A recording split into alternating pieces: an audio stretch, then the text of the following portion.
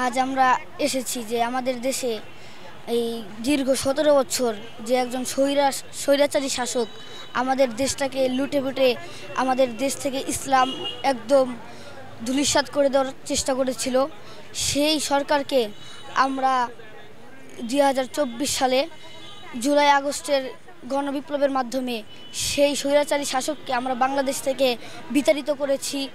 আমাদের বাংলাদেশের এই এই জুলাই ও আগস্টের আন্দোলনে আমাদের অনেক ছাত্র জনতা, আলেম সমাজের এবং কি আমাদের দেশের আম জনতা, তাদেরকে অনেকভাবে নির্যাতিত করা হয়েছে এবং কি সেই স্বৈরাচারী হাসিনা বাংলাদেশের বিভিন্ন আলেম ওলামাদেরকে তারা এই যে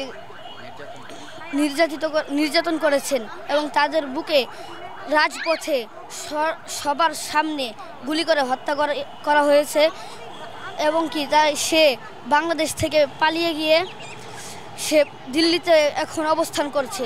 সে দিল্লিতে বসে থেকে তার কর্মীদেরকে বাংলাদেশে নির্দেশ দিয়েছে যে তারা আজকে এই 13ই নভেম্বর যেন তারা বাংলাদেশে লকডাউন দেয়, কিন্তু সে তার কোনো বিচার করা হয়নি।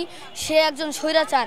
আমাদের কাছে তার একটাই বিচার, তার সরাসরি ফাঁসি এবং কি বাংলাদেশ থেকে আওয়ামী লীগ, যুবলীগ, ছাত্রলীগ সকল কিছু একদম বাংলাদেশের মানচিত্র থেকে তাদেরকে নিষিদ্ধ করা হোক। আমার নাম মোহাম্মদ তরিকুল ইসলাম। আমি মানিকগঞ্জ পড়াশোনা করি। আমি কিতাব বিভাগে। মিজান জামাত।